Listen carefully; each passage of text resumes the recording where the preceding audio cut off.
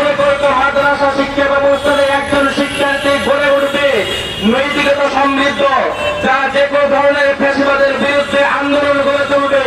এই আন্দোলনকে দেখে তারা ভয় পাওয়ার কারণে গোটা মাদ্রাসার শিক্ষা ব্যবস্থাকে কোণঠাসা করার জন্য এই মূল নকশা এঁকেছিল। কিন্তু আজকে এই বৈষম্য বিরোধী ছাত্র আন্দোলনের মাধ্যমে হাসিনা সরকার এই দেশ থেকে পালিয়ে গেল, সেই ধরনের বৈষম্য মুক্ত আমরা বাংলাদেশ দেখতে পাচ্ছি না।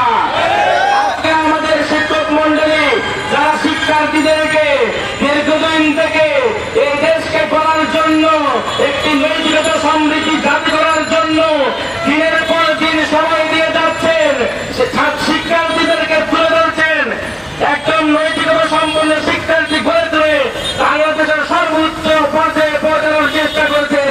আজকে তাদেরকে অবমূল্যায়ন করা হচ্ছে।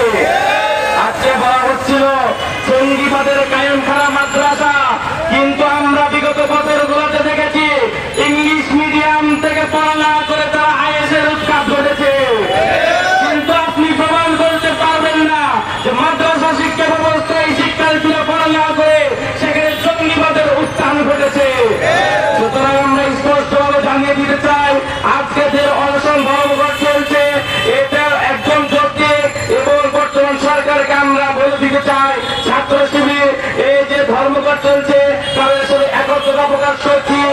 লক্ষ লক্ষ কোটি টাকার বাজেট আছে, যদি দেশের উন্নয়ন করতে হয়, যদি দেশের সংস্কারকে আগিয়ে নিতে হয়, যদি একটা আমরা উন্নত রাষ্ট্র গঠন করতে চাই, তাহলে আমাদের সর্বাগ্রে এই শিক্ষা ব্যবস্থার সংস্কারে হাত দিতে হবে।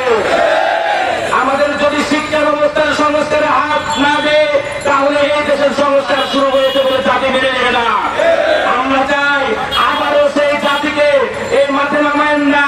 আপনারা দেখুন দেশের উন্নতির জন্য কোনটা প্রয়োজন, কোন খাতে সর্ব আগে অগ্রাধিকার দেওয়া প্রয়োজন, আপনারা সেই জায়গাগুলোর সংস্কার শুরু করুন। এতদিন থেকে যারা পরিশ্রমের শিকার হয়েছে তাদেরকে আপনারা মূল্যায়ন করুন, বরঞ্চ তাদের থেকে প্রাথমিক শিক্ষা ব্যবস্থায় যে জাতীয়করণ করা হয়েছে, দীর্ঘদিন থেকে তারা যে সুবিধা পেয়েছে, ইনারা যে বঞ্চিত হয়েছে, তাদেরকে তার থেকে দ্বিগুণ বাড়িয়ে দেওয়া উচিত বলে মনে করি। গুরুত্বর আশা নিয়ে বসিয়েছিলাম এই দেশে আর রাজারি হবে না, খুন হবে না, সন্ত্রাস হবে না, দুর্নীতি হবে না, মাদকামুক্ত একটি দেশ, একটি উন্নয়নশীল দেশ, আমরা একটি স্বনির্ভর দেশ হতে চাই। সেই আশা স্বপ্ন নিয়ে আপনাদেরকে বসিয়েছিলাম। যদি এর বিপরীতটা ঘটে তাহলে এই জেনজি জাতি শুধু মাদ্রাসার শিক্ষকদের শিক্ষার্থীদের নামতে হবে না, এই জেনজি জাতি দেখিয়ে দিয়েছে কিভাবে সকল বৈষম্যের বিরোধ করা হয়। আমরা আবারও দেখিয়ে দিব, যদি কোনো ধরনের নীল নকশার পাইকারা তৈরি হয় তাহলে আমরা আবারও দেখিয়ে দিব কিভাবে